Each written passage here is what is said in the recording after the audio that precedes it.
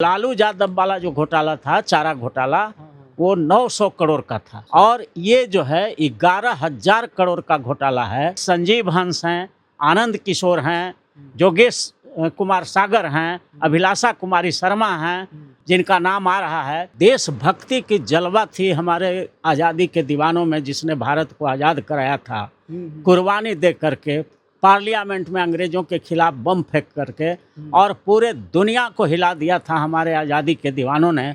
और आज इन बेईमानों ने ऋषु रंजन सिन्हा, जिसको ऋषु श्री के नाम से कहा जाता है, जैसे जो लोग हैं कहते हैं कि हम जो इनका रिपोर्ट देख रहे हैं मीडिया में, तो उससे ये आ रहा कि ये कबाड़ी का ठेका लिया करते थे। कबाड़खाना में जो सामान होता है उसको खरीद बिक्री का ठेका लिया करते थे। और उसके बाद इन लोगों ने अपने को नीतीश कुमार का बहुत करीबी बता करके और सारे IAS IPS जितने भी थे नीतीश कुमार के राज में, उन सबों के बीच ये पैठ बना लिया। और इनका काम था कि अपने चॉइस के ठेकेदार को ठेका दिलवाना सभी विभाग में। और मात्र 39 साल का है ये आदमी। और 39 साल के उम्र में 365 करोड़ का तो अभी तक पकड़ा चुका है संपत्ति। और इसका जो गुप्त सोर्स से जो आ रहा है कि ये लगभग 11,000 करोड़ का प्रॉपर्टी अपने नाम से, परिवार के नाम से करके रखा है। 11,000 करोड़ का। ऋषु रंजन सिंह, जिन्हें बिहार का ठेकेदार कहा जाता है, यानी कि ठेकेदार ऑफ किंग, और जिस तरह से उनके ऊपर आरोप लगा है कि वह छोटे अधिकारी से लेकर बड़े अधिकारियों से साठ गांठ रखते थे। छोटे छोटे अधिकारी हो या बड़े अधिकारी हो, उनका ट्रांसफ़र करवाते थे और ख़ुद को नीतीश कुमार का करीबी रिश्तेदार बताते थे। और इसी वजह से सभी अधिकारियों से मिली भगत करके सरकार के जितने भी फंड आते थे उनमें जो है भारी घोटाला करते थे।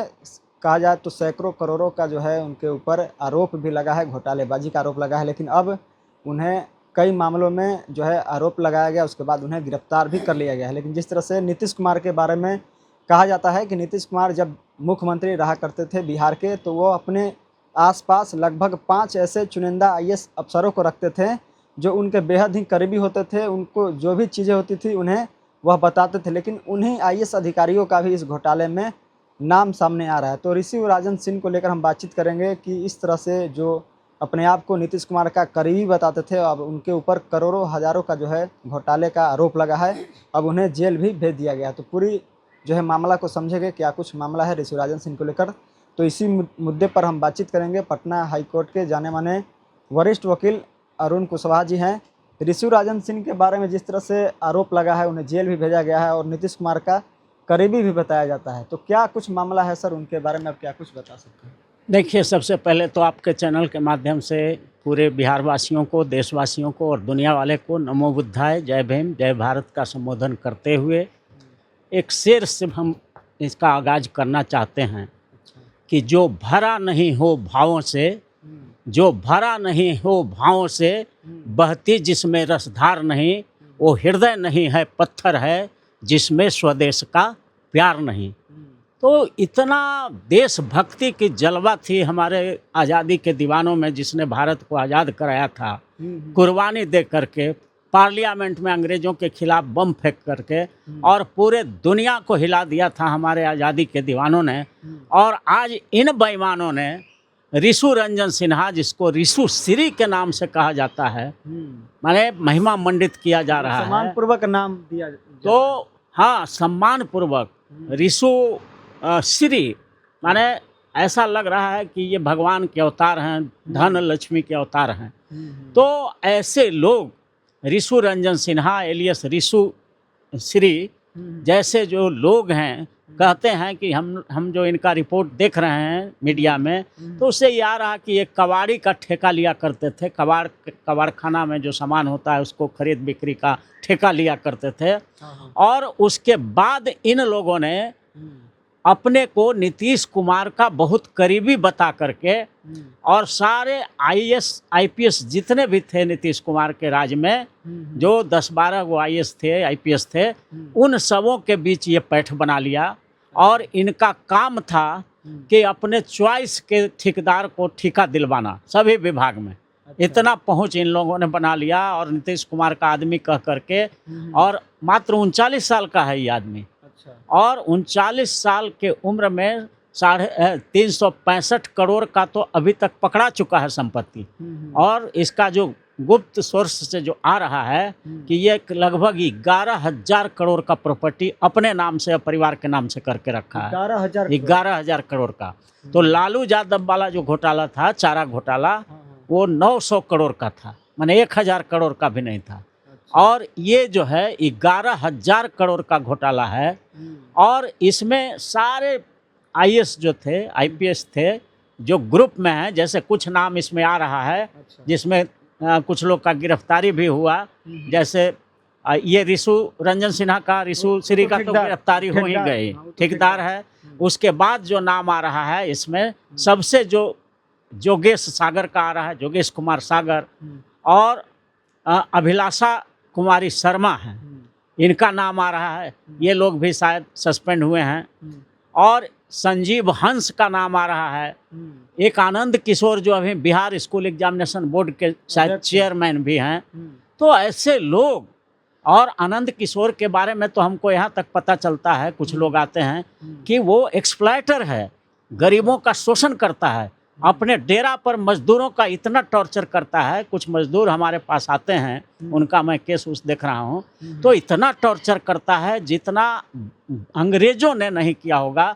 हिटलर के ज़माने में भी जितना मजदूर का टॉर्चर, और जिस तरह से ये अपना डेरा पर बुला करके 4-5 जो डेली वेजर हैं उसको वहाँ ऑफिस में ना काम लेकर के अपना डेरा पर लाता है। और ये आनंद किशोर की पत्नी और ये सब, वो गरीब गुरबा मजदूर को शारीरिक शोषण करता है, माने हर तरह से मेंटल, फिजिकल, इकोनॉमिकल टॉर्चर करता है। तो ये सब चरित्रहीन लोग हैं। इसलिए संजीव हंस हैं, आनंद किशोर हैं, जोगेश कुमार सागर हैं, अभिलाषा कुमारी शर्मा हैं, और भी बहुत सारे लोग हैं जिनका नाम आ रहा है। तो इन लोगों पर तुरंत स्पेशल कोर्ट बनाना चाहिए। और इन्फोर्समेंट डायरेक्टरेट ने सब छापामारी शुरू कर दिया है।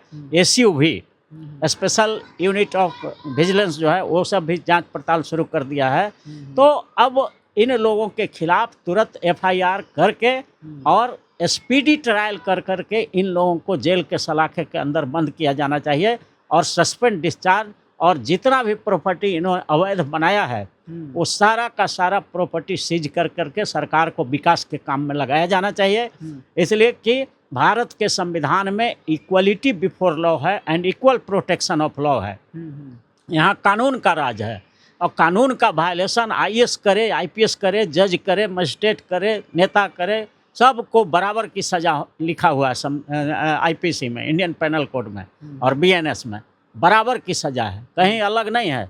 मर्डर करेगा 302, अगर आईएएस भी करेगा तो उसको भी उतना ही सज़ा है जितना एक गरीब आदमी कहीं भी करता है। लेकिन एक तो सवाल है सर, इन लोगों को सज़ा मिलनी चाहिए, स्पेशल कोर्ट स्पीडी ट्रायल चला करके, और साल भर के अंदर इन लोगों को जेल के सलाखों के अंदर परमानेंटली बंद करना चाहिए जितना सज़ा हो, ताकि आगे जो आईएएस आईपीएस हैं जो अंग्रेज की तरह भारत को लूट रहे हैं, अंग्रेज से भी बदतर लूट रहे हैं, तो ये लूट बंद हो। ऐसा हम अपील करते हैं चीफ जस्टिस ऑफ इंडिया से, पटना हाई कोर्ट के चीफ जस्टिस से, कि स्पेशल कोर्ट बनाइए और स्पेशल ट्रायल इसको डे टू डे हियरिंग करके इसका डिस्पोजल किया जाए। लेकिन एक सवाल है सर कि जिस तरह से नीतीश कुमार लंबे समय से बिहार के मुख्यमंत्री थे, उनके बारे में कहा जाता था कि 10 से 12 या उससे भी ज़्यादा आईएएस अधिकारियों को अपने पास रखते थे। तो क्या ये वही आईएएस अधिकारी हैं जो ठेकेदारों से मिले रहते थे और नीतीश कुमार को भनक भी नहीं लगने देते थे कि उनके बीच में क्या हो रहा है? बिल्कुल बिल्कुल वही लोग हैं। कहावत है देहात में कि सीधा बाछी होता है वो गमछा चिवा जाता है, तो देखने में सीधा लगता है, और वो आदमी के पास बाछी बैठ जाएगी और गमछा जो रखे हुए हैं उसको धीरे धीरे वो चबा जाता है। गांव में कहावत है। तो ये लोग वही बाछी हैं, देखने में सीधा, मीडिया को मैनेज करके अपने को एकदम ईमानदार, ड्राई, ऑनेस्ट आईएएस आईपीएस साबित करने में चारों तरफ से घेरे नीतीश कुमार का टोटल घेराबंदी करके ये जो नाम जो लोग को आया है, संजीव हंस का, आनंद किशोर का, जोगेश कुमार सागर का, अभिलाषा कुमारी शर्मा का, और इसी तरह से और भी उनके रत्न थे बहुत सारे, और भी कई कई एक आईएएस आईपीएस रत्न थे जो उनको घेरे रहते थे, और मीडिया को पैसा दे करके लिखवाते थे कि ये लोग बहुत बिहार के विकास का, यही लोग सूत्रधार हैं। ऐसा इमेज दिया जाता था कि उस समय भी ये बात आती थी कि ये जो टेंडर हो रहा है, इस सब में बहुत बड़ा भारी घोटाला हो रहा है। तो ये ठेका घोटाला है और ये ऐसा 11,000 करोड़ का तो एक आदमी का आ रहा है कि प्रॉपर्टी हो गया है। तो ऐसे ऐसे जितने भी IAS और भी IPS ठेकेदार हो सकते हाँ, ऐसे ठेकेदार होंगे, बिचमान होंगे। तो जब जांच होगी, इस कड़ाई से जांच होगी, तो हम बधाई देना चाहते हैं बिहार के वर्तमान मुख्यमंत्री सम्राट चौधरी को कि उन्होंने अपने कार्यकाल में निडर होकर के कानून का राज स्थापित करने का ये प्रयास जो कर रहे हैं, इसी तरह से होना चाहिए। चाहे कोई भी हो, देश के गद्दारों को छोड़ा नहीं जाना चाहिए और देश के वफादारों को कोई सजा नहीं होनी चाहिए, उसको कोई परेशानी नहीं होनी चाहिए। इसलिए भारत को सही रास्ते पर ले जाना है तो देश के गद्दारों को, घोटालेबाजों को कड़ी से कड़ी सजा दो और देश के सेवा में जो लगे हुए ईमानदार लोग हैं उनको प्रोत्साहन के लिए उनको इनाम की व्यवस्था भी होनी चाहिए। मतलब नीतीश कुमार को IAS अधिकारी भनक भी नहीं लगने दिए, लेकिन सम्राट चौधरी ने उन लोगों को कहने अब ये कहाँ से माना जाए कि उनको भनक लग रहा था कि नहीं लग रहा था, ये तो माना नहीं जा सकता है, कल्पना किया जा सकता है।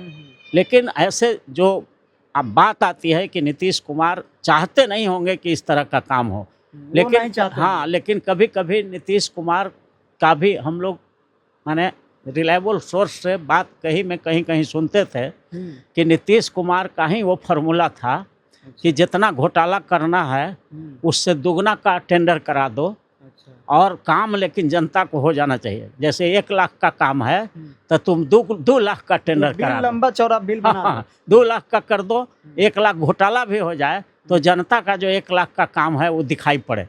तो इस तरह का पैकेट में ये लोग हमको बताते थे, उन्हीं के जो लोग थे, जो उसी पार्टी के लोग थे कि ऐसा स्कीम है कि जितना लूटने हैं उससे लूट के बराबर का राशि उसमें बढ़ा के टेंडर कर दो ताकि जनता का काम हो और लूट भी हो। तो ये गलत था और इसलिए नीतीश कुमार को भी बरी नहीं किया जा सकता है। ऐसी स्थिति में आप मुखिया हैं, आपको अपना भी इंटेलिजेंस रखना चाहिए, अपना भी इंफॉर्मेशन लेना चाहिए कि ये लोग सही काम कर रहा है कि नहीं कर रहा है। तो नीतीश कुमार का भी वही स्थिति है, इन लोगों ने भी कंट्रोल नहीं किया, या तो नेग्लिजेंसी हुई या जानकारी नहीं होगी, भनक नहीं लगने दिया। लेकिन घोटाला जब हुआ है, जांच जब होगी तो जांच की आंच किसी भी के पर भी जा सकता है।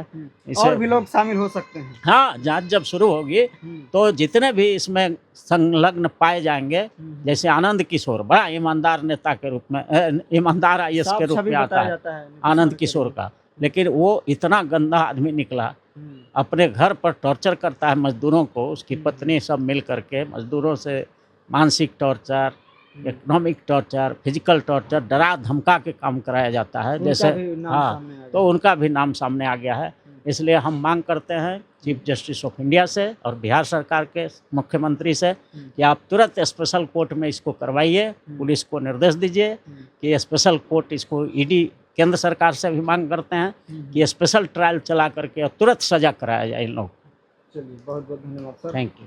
तो देखिए, हमारे साथ पटना हाई कोर्ट के जाने माने वकील अरुण कुशवाहा जी थे। जिस तरह से वर्तमान की जो घटना सामने आई है, रिशु श्री जिनका नाम बताया जा रहा है, वो बहुत बड़े ठेकेदार हैं और बिहार में कई सालों से वो अपना पीठ जमाए हुए थे। छोटे से बड़े अधिकारियों के साथ मिली भगत थी और खुद को, हमने पहले भी बताया कि खुद को नीतीश कुमार का करीबी बताकर वह जो है बड़े बड़े अधिकारियों के साथ अपना पैठ जमाकर बड़े बड़े टेंडर लेकर ठेकेदारी के तहत जो है हज़ारों करोड़ों रुपये कह सकते हैं। और देखिए कि जिस तरह से सर ने बताया कि लालू राज में, यानी कि लालू प्रसाद यादव जब मुख्यमंत्री थे उस समय 9,000 करोड़ का ही घोटाला हुआ था, 900 करोड़ का ही घोटाला हुआ था, तो उन्हें जो है चारा घोटाला का भी नाम दिया गया। लेकिन अब इस समय देखिए कि नीतीश कुमार के राज में लगभग 11,000 ही होगा ना सर, 11,000 करोड़ का घोटाला हुआ। तो अब इस घोटाले का जो है नाम क्या दिया जा सकता है? तो आप फ़र्क साफ समझते हैं कि जिस तरह से नीतीश कुमार लंबे समय तक बिहार के मुख्यमंत्री रहे और इस तरह से उनके ही अधिकारियों से मिली भगत कर बिहार में लाखों